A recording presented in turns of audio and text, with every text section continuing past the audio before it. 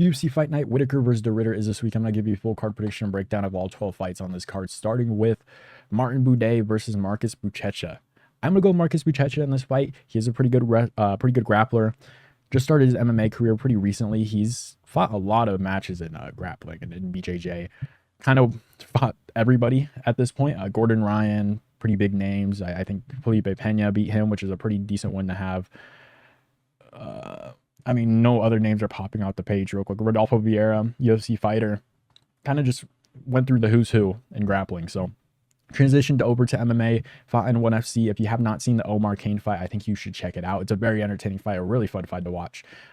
Again, very good grappler. His stand-up did get tested in that fight, and he does have a very good chin. I know that for sure. He has a very, very, very good chin.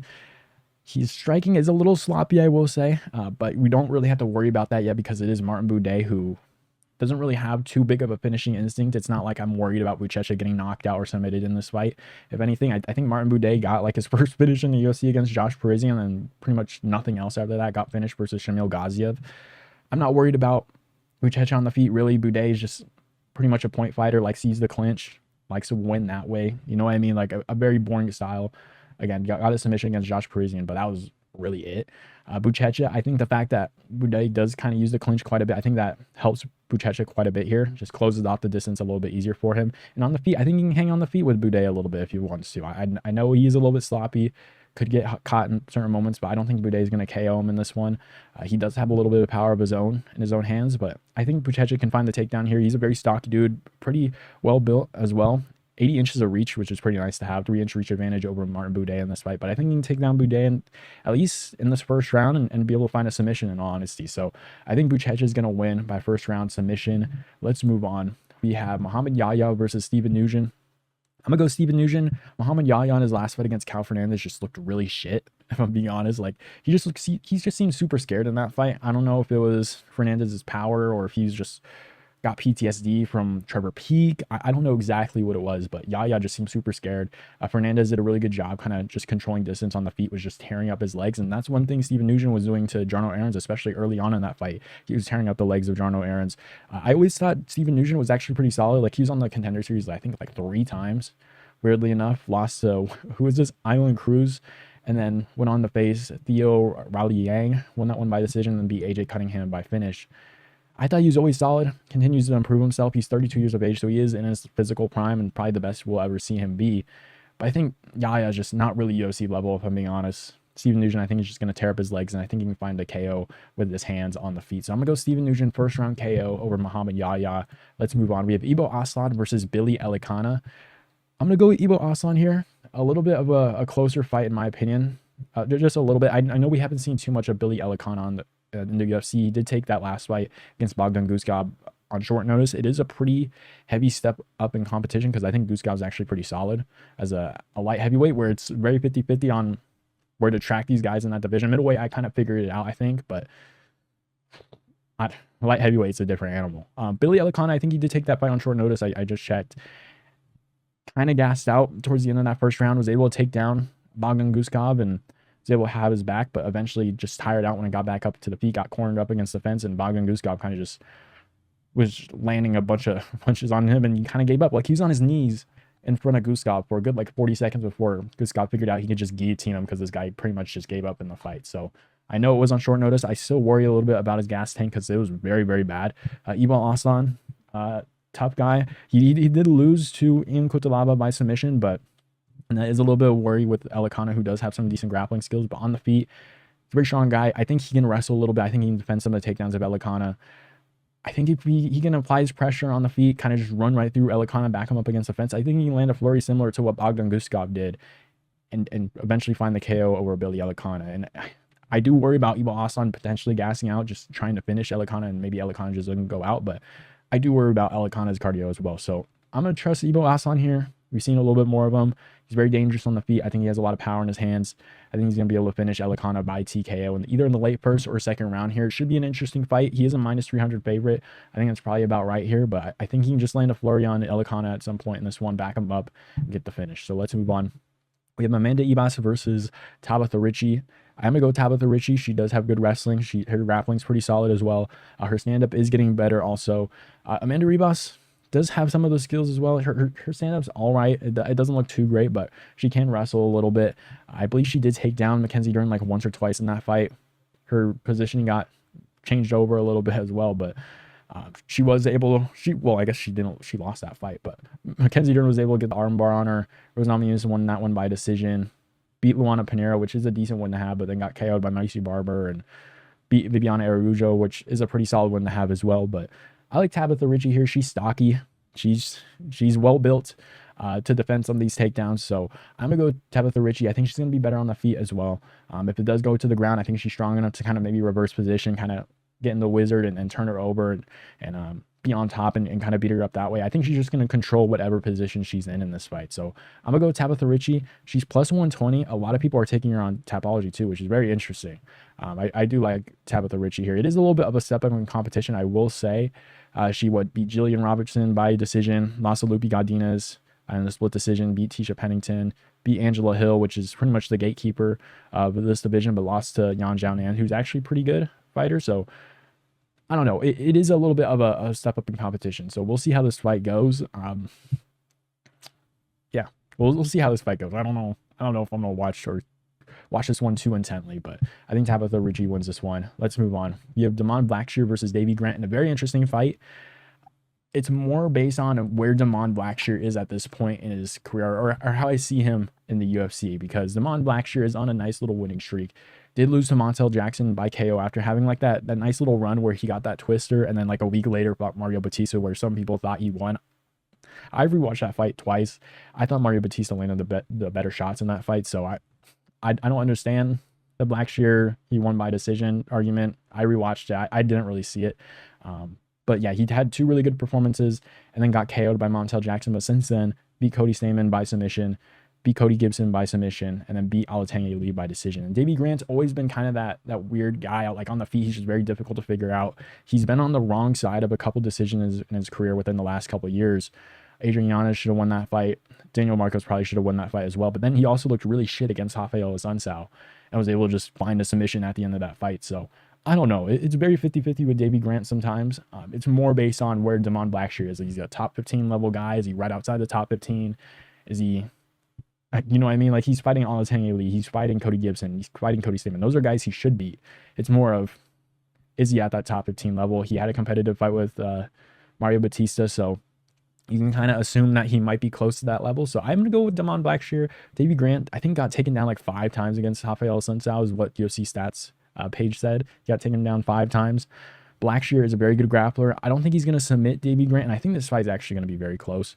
Probably like a 29-28 decision here. I don't know if it's going to be like a split decision, but I got a 29-28 decision here for Blackshear. I don't think he's going to submit Davey Grant, but I think he's going to have a hard time with Davey Grant on the feet at certain moments. But I think he's going to be able to find like a clinch, be able to take him down at certain moments, and be able to control him on the ground and outpoint him that way. So I'm going to go with Damon Blackshear here. Some people are saying by submission. This is a very tricky fight because it is Davey Grant, and he does fight very competitively against these guys. But if you just see like his wins and losses, you'll kind of understand what I'm saying. Like Jonathan Martinez beat him, looked pretty impressive there. And Jonathan Martinez right after that went on a nice little run as well, when kind of got fraud checked recently. But since that Davey Grant loss, I mean, I don't even know how to say that name, but Perez, Morales, Swanson, Nurmagomedov, Yanez, then ran into Aldo and McGhee, who are top 10, top 5 guys. So you never really know, because he did beat Jonathan Martinez, which I will say is like a fringe top 15 guy. So I don't know. We're going to find out where Damon Blackshear is. If he loses to Davey Grant, he's not going to be a top 15 guy. If he beats him, we know he's got a little bit of a future to him. So very big fight for Damon Blackshear. Davey Grant, you can kind of say, is kind of like the gatekeepers to the top 15. So we'll see where Damon Blackshear kind of lands. I think he's just going to be able to, he's decent on the feet as well. It's just so tricky. I'm just going to have him outpointing Grant in certain positions, just mixing the takedowns, and winning that way. So I'm going to go 29-28 decision for Blackshear. Very close fight, though. Let's move on. We have Muslim Salikhov versus Carlos Leal. Leal has kind of turned some heads recently. Rinat Fakhretdinov looked really good in that fight, just defending the takedowns. He's a very strong guy. He's very stocky as well, so you would understand how he'd have like a decent, or at least an easier time defending some of the takedowns, and kind of raised some eyes at Rinat Fakhretdinov relatively recently as well. So Alex Morono won that fight by KO. Looked, or at least was very scrappy in that fight. I don't know if that's his normal fighting style or not, but he was just kind of going after Morono. Didn't care if Morono really landed on him, because Morono was landing on him, and he did, like, his head movement wasn't really there. He's very hittable in certain moments, but it was basically, I'm gonna take your punches knowing that I got power in mine, and I know I'm gonna hurt you more than you're gonna hurt me. So it's very interesting. Very interesting fight in that one. But Muslim Salikhov, he's getting older, 41 years of age. He still does have some quickness on the feet, does have some decent power in his hands. I will say the KO over Kenan Song recently was actually pretty impressive as well. But Santiago Ponzinibbio aging a little bit, went to a split decision with him.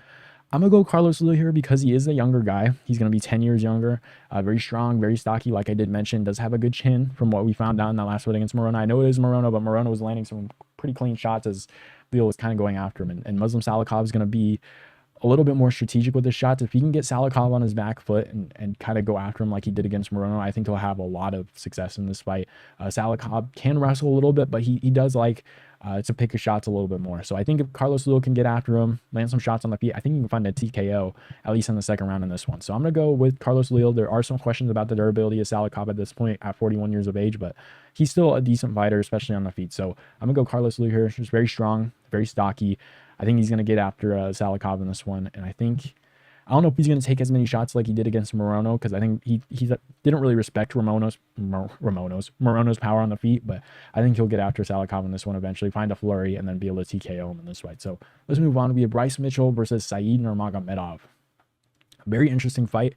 Said Nurmagomedov does have some decent takedown defense, is coming off a loss to Vinicius Oliveira, who is looking good in his own right. But if you notice Said Nurmagomedov, his losses, if we want to go through them real quick, his losses are to Vinicius Oliveira, Jonathan Martinez, and Raoni Barcelos. All top 15 guys at around those points in their career, or at least higher level guys.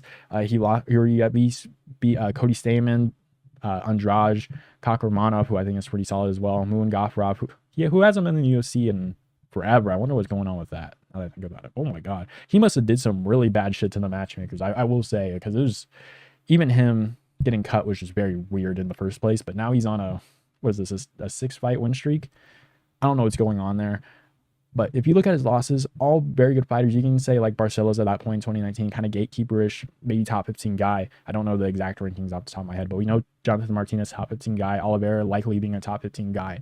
We know Bryce Mitchell's a top 15 guy. I don't think Bryce Mitchell, and what Said Nurmagomedov does is he does find the guillotine over guys that will look for takedowns. Bryce Mitchell will be looking for takedowns, will be mixing it in, especially on the feet here. I don't think Bryce Mitchell's going to get hit with the guillotine in this one. It was a very big fight against Gene Silva, and Gene Silva is just very awkward in general, especially on the feet, very powerful. And we did not know how good Gene Silva's takedown defense was until that fight. We have seen quite a bit from Said Nurmagomedov. I think Bryce Mitchell can take him down, especially in moments. He's going to go for the guillotine, but I think Bryce Mitchell is going to be able to get him down and enforce his grappling on him. I think Bryce Mitchell has very good grappling, and I think he can find takedowns. Said is always very dangerous. I love watching his fights because he does move around quite a bit. He's got some pop in his shots and is able to defend takedowns pretty well and is able to find finishes on the feet. But I think Bryce Mitchell just at another level of competition for this fight here that Said Nurmagomedov is kind of used to losing to. So I'm gonna go with Bryce Mitchell here by decision. I don't think he's like submits Said Nurmagomedov or anything like that. I think Bryce might get some good odds this week because of that Gene Silva fight where Gene Silva was able to defend all the takedowns and he was able to get submitted, or he did get submitted by Gene Silva in that last fight. So I'm gonna go Bryce Mitchell here. I think he can control Said Nurmagomedov on the ground. You can take down Said Nurmagomedov. It's just if you can get guillotined or not. That's his primary like takedown defense, and that's against lower level guys. Top 15 guys: Vinicius Oliveira, Raoni Barcelos, Jonathan Martinez, who are able to at least land takedowns. Not so much Vinicius Oliveira or Jonathan Martinez, but Raoni Barcelos, who can take a guy down and control him on the ground, or at least mix it in and mix the striking in to make it a little bit difficult for him to read and kind of stop the movement a little bit of Said Nurmagomedov. I think that's going to be a problem for him in this fight. So I'm going to go Bryce Mitchell by decision here. Maybe 29-28. Maybe Said has a really good first round, but I think he'll start to slow down a little bit as this fight goes on. So let's move on. We have Nikita Krylov versus Bogdan Guskov. Nikita Krylov is a -190 favorite. A lot of people on Tapology are taking Guskov. Very interesting. They're not holding that Dominic Reyes KO very lightly for this one. I think I was one of the only few people to predict Dominic Reyes to win that one by KO, especially in the first round. I was worried if it got past the first round because Dominic Reyes' durability is still a little bit of a question, and Nikita Krylov is just always super dangerous. But I'm going to go with Nikita Krylov in this fight. He's got good wrestling, got good grappling, got really good striking. Like if you look at some of the losses he's had, it's against the top guys in the UFC. Dominic Reyes is on a little bit of a run right now himself. Paul Craig, always kind of crazy. He submitted the champ losses to Magomedov, Ankalaev, go over to Shara, Jan Blachowicz. Like, these are top guys in the division. Has beaten the Volkan Ozdemir's, the Alexander Gustafsson, who's 22. It was in 2022, so you can't really hold it too high regards for that one. But Ryan Spann went through him, Johnny Walker, OSP, kind of running through those kind of guys. So it's more of a question of where Bogdan Guskov is at this point. I said that before earlier on this card. It's a lot of where Guskov's skill is at this point in his career. Is he going to be a top 10 guy or not? We'll kind of figure that out in this one. I'm going to go with Nikita Krylov, though. Kind of fought the best of the best in this division. I think he's going to look to at least have a better performance in his last fight. I know he was off for 2 years. I think a lot of people were expecting him to win that fight. He got a lot of pressure on him coming into this, in that last one against Dominic Reyes. I think he's going to be a little bit more comfortable coming into this fight. And I do worry seeing a Bogdan Guskov kind of gas out against a Billy Elekana trying to finish him, and got completely out-grappled, especially early on. So I like Nikita Krylov. I think he can take down Guskov in this fight as well and kind of beat him up that way. He did lose to Volkan Ozdemir, who Krylov did beat himself. So, and it was a little bit of a more competitive fight in general. Like, it was back and forth in certain moments, but I'm gonna go Nikita Krylov. I think he can take down Guskov, kind of break him down a little bit on the ground. I can see him getting a TKO as well. Like, he's just a very explosive guy. He doesn't move around pretty well, especially on the feet. So I'm gonna go Nikita Krylov. He's just very dangerous, very underrated as well. I'm gonna go with Nikita Krylov. I'm not sure how he wins this fight though. I'm gonna say TKO, late TKO in the second round, but this one could go to a decision. I can see him kind of controlling Guskov on the ground a little bit. So let's move on. We have Asu Almabayev versus Jose Ochoa, who looked really, really good in his last fight against Cody Durden. Cody Durden, he gets disrespected time and like a little bit. You'll see a little bit of the disrespect for Durden. He is kind of he's kind of 50-50. I kind of look at him a little bit more as a gatekeeper in my brain. I think he's pretty entertaining to watch, at least with his style. He definitely like a pace guy where he'll kind of throw a bunch of takedowns out there and then mix in his striking and look good that way. But we saw him against Loner Kavanaugh and looked pretty decent in that fight as well against a top prospect in the flyweight division. So I think Jose Ochoa is going to have a little bit of a future in the UFC, but I think this is a little bit of a step up for him. Like, he's ranked 20 according to Tapology. He's only 24 and a half years of age. Asu Almabayev is coming off fighting Manel Kape, and he lost that one by KO. Didn't look too great. But was able to beat like the Mateus Nicolaus, the Jose Johnson, who's very big for flyweight and looked pretty impressive that way. Thing with Almabayev that you don't really see with Cody Durden. Cody Durden can wrestle you, but he can't really establish good control on the ground. And the thing with Asu Almabayev, he's very stocky, he's 5'4", he's very small, going to be a 2-inch reach disadvantage in this fight. But Asu Almabayev, very good wrestling. He can grapple his ass off as well. I think he's going to struggle a little bit against Jose Ochoa, especially early on in this fight. But I think he can find the takedown. I think he can control Ochoa on the ground and beat him up that way. Maybe mix it in, kind of land some big shots on the feet. But Ochoa's going to be a little bit of a struggle for Almabayev here. He's not going to be an easy test. I think Almabayev does take him down and control him there, though. I am looking forward to Ochoa, especially the rest of his career. This is an 11 ranked opponent. I'm surprised he's getting a jump up this pretty quick, but I am going to go with Asu Almabayev by decision here. I think he just controls Ochoa on the ground. Again, only 24 years of age. He's going to keep getting better and better, but I think his time's not really now. So let's move on. We have Shara Magomedov versus Marc-Andre Barriault. I did look pretty dumb in his last fight predicting Bruno Silva to win by KO. In hindsight, I didn't know Bruno Silva was having like a midlife crisis, and I was like kind of on the edge. I don't even know. I guess there's a pretty bad mental issues coming off his like losing streak or whatever that they said when he was coming into the octagon. And he did not look right at all, especially in the head. So, and he got KO'd. I felt so bad for him getting KO'd in that fight. So I don't want to shit talk him too much. But Shara Magomedov is pretty good. Lost some MVP in his last fight. Kind of went on a run, a little bit of a run.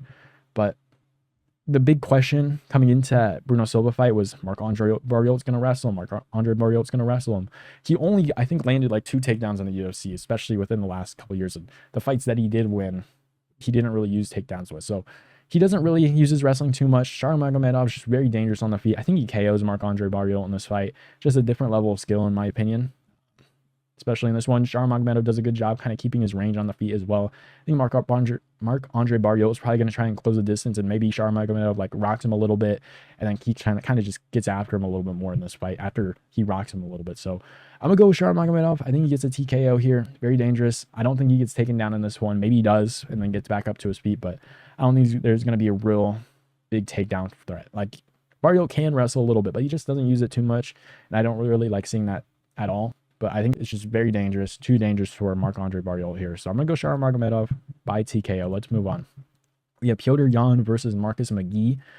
I'm going to go with Petr Yan. This should be a very, very fun fight. I think Marcus McGhee probably takes the first round, but Petr Yan is just like a different level of skill. I don't know how to describe it, but it's just a different level of skill. Marcus McGhee does have really nice hands, and his last fight, he did look really, really good against Jonathan Martinez, who just couldn't get a read on Marcus McGhee. He was just going for leg kicks, and that's kind of Jonathan Martinez's thing. Is just, and we kind of knew he had like a certain level he's going to stop at, because it was just really, I'm going to tear up your legs, and the moment you can't walk, I'm gonna win that way. And that was his big like skill that he had. And once you get in those higher top 5 guys and top 10 guys, it becomes a little bit more different. You can't rely too much on leg kicks, because they'll start to figure you out. So he couldn't figure out Marcus McGhee, kind of just held his hands down like that and was going for leg kicks, and Marcus McGhee was kind of just eating them and getting after him and throwing in really nice combinations. But the thing with Petr Yan is he goes after your entire body. We'll go after the legs, we'll go after your body, we'll go after your head, and start landing trips. Like he's a very tough guy to deal with. He's a smaller guy as well, and he's not the easiest guy to hit either. He does kind of get a little bit more comfortable as the fight goes on, so that's why I do think Marcus McGhee is going to land some of the better shots early on. I think he will slow down a little bit as this fight goes on, but I think Petr Yan is going to go to the body, going to go after the legs of Marcus McGhee and go up top as well, and just be really tricky against a guy like Marcus McGhee, who is 35, I will say. We have seen Merab kind of go on a run, so I guess age doesn't really matter at bantamweight at this point. But Marcus McGhee does have some good power in his hands, very quick as well on the feet. But I think as this fight goes on, Petr Yan going to your body, kind of taking out your legs, kind of throwing in a couple takedowns and trips, it's going to be just really difficult for Marcus McGhee to go after him in this one. So I'm going to go Petr Yan, 29-28 decision. I don't think he like KOs Marcus McGhee or anything like that, but I think Petr Yan gets a nice decision here, with Marcus McGhee kind of winning the first round, or at least having a close first round. But this should be a very fun fight. Marcus McGhee's boxing is actually pretty good. I think Petr Yan's boxing has always been pretty good, but Petr Yan fights are always fun to watch. So I'm really looking forward to this one. Let's move on to the main event. We have Robert Whittaker versus Reinier de Ridder. I've been going back and forth on this one. I'm going to be completely honest here. Reinier de Ridder is just a very awkward fighter, I will say, and Robert Whittaker's kind of been iffy as well. Like, the thing with Robert Whittaker, and I think I figured him out. I don't know if I have or not, but I think I have figured him out. He does kind of struggle against guys that are just physically dominant, like Dricus du Plessis and Khamzat Chimaev, and Yoel Romero was able to land pretty good on him and drop him a couple times and really hurt him pretty badly, and was able to take him down at certain moments as well. Reinier de Ridder, 6'4", 78 inches of reach, a very, very big dude. He's completely filled out. The thing with Robert Whittaker is he does like to fight from range, likes to use a lot of footwork, and what you do see against guys that do find success against Robert Whittaker is once they take him down, Robert Whittaker's footwork and movement slows down quite a bit, and he becomes a lot easier to hit, in my opinion. And you'll see it with like a Khamzat Chimaev or Yoel Romero.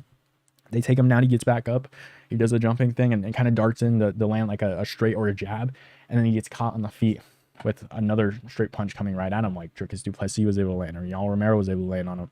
Those things happen quite a bit, and Reinier de Ridder, with a 78-inch reach, will have a 5-inch reach advantage coming into this fight. I think it's going to be really difficult for Robert Whittaker to land on Reinier de Ridder in certain moments, and Reinier de Ridder likes to close off distance. He likes to get into the clinch. He likes the knee to the body. You saw a lot of it against a guy like Bo Nickel, but in a lot of his fights, that's his go-to thing. He likes to get into the clinch, into the body, and if guys do topple him over, he's very comfortable in his guard. He's a very good grappler. The one thing I like about Reinier de Ridder is he's just very big. And I think Robert Whittaker will struggle a little bit with that with Reinier de Ridder. I don't think Reinier de Ridder is going to be able to find the clinch as easily against a Robert Whittaker, because he does move a lot, and he's just very tricky guy to hit, especially when you haven't entered any grappling with him. He just throws a lot of straight shots, and those kicks kind of come flying at you. And I do think Robert Whittaker will have a lot of moments in this fight to kind of piece up Reinier de Ridder quite a bit. And that's why I was going back and forth. I just figured Reinier de Ridder is just going to have a hard time kind of grabbing onto Whittaker and take him down. But then you see the size of Reinier de Ridder. He's 6'4", just a massive dude. I think you can take down Whittaker, at least get him into certain grappling positions where it's going to force Whittaker to work. And then just the 5-inch, just about 6 inches of reach that he's going to have on Robert Whittaker in this fight. I think he's going to be able to land a couple straight shots down the middle and drop Whittaker in this one, and maybe potentially find a submission. So I'm going to go Reinier de Ridder here. Part of me wants to say TKO, because I think he's going to get him to grapple a little bit, and Whittaker's going to get out of those positions, get back up on the feet. But I think there's going to be ample opportunity to land on a guy like Whittaker, who I think will slow down as these exchanges happen after grappling exchanges. So I'm going to go Reinier de Ridder. There are potential like finishing moments for Reinier de Ridder in this one. I don't know so much for Robert Whittaker. Like I've seen Reinier de Ridder kind of get broken against Anatoly Malikin, who's just very stocky, very strong, has a lot of power in his hands. It was winning those clinch exchanges, was going to the body of Reinier de Ridder. So if Robert Whittaker can go to the body of Reinier de Ridder pretty early on and kind of tire him out, and when Reinier de Ridder does pull in those clinch exchanges, kind of knee him to the body first and go after his body first and force him to not want to be in those situations and be in the clinch. That's exactly what you need to do here. But I think Reinier de Ridder is going to be able to close out distance. I think he's going to be able to land a couple shots on Robert Whittaker on the feet. I think those grappling exchanges that Whittaker is going to be forced into, at least up against the fence, and he's going to have to pull himself up, which I think he will do, and then eventually separate, while Reinier de Ridder is also kneeing onto the body and kind of thinking about maybe potentially like taking his back or finding like an arm triangle or pushing him down to the ground. Whittaker is going to be thinking about that while Reinier de Ridder is kind of investing into the body and slowing down Whittaker, which is one of his main utilities on the feet. Like he does move around quite a bit. I think that speed does help him quite a bit. And the second he slows down, it definitely harms him quite a bit. So I'm gonna go with Reinier de Ridder here. I don't know if he is a finish or not. Like I can see a submission, I can see a potential TKO or like a club and sub at certain moments, but I'm gonna go with a decision for now. No, I'm not. I'm gonna go late second round submission for Reinier de Ridder here. I think he drops Robert Whittaker. I think Whittaker is gonna get dropped again once he gets back up to his feet and then kind of gets taken down, or at least he gets dropped, gets back up to his feet, gets taken down, and then submitted with like an arm triangle or a back take and a rear naked choke. So I'm gonna go Reinier de Ridder here. He's just a very awkward fighter to fight against. Too big for Robert Whittaker, and I think after grappling exchanges, it's going to be very tough for Whittaker to be able to land on a guy that's super lengthy like Reinier de Ridder. So let me know who you guys have down below on this one. It is very 50-50. I'm making it sound like Reinier de Ridder has all the ways to win in the world. There's a scenario in this fight where Reinier de Ridder can't catch at all on Robert Whittaker and can't close off any distance with Robert Whittaker at all and be able to find a takedown, and Robert Whittaker just literally just stands at range and picks him, pokes at him, and eventually breaks him and TKOs him. Like that's a very real possibility coming into this fight. But I like the momentum Reinier de Ridder's on a little bit. This is a very big step up in competition. I just like how awkward he is. I like how strong he is. I like how big he is. I think he's going to be able to land on Robert Whittaker in this one and find a submission in the late second round. So let me know who you guys have down below in the comments, and I'll see you guys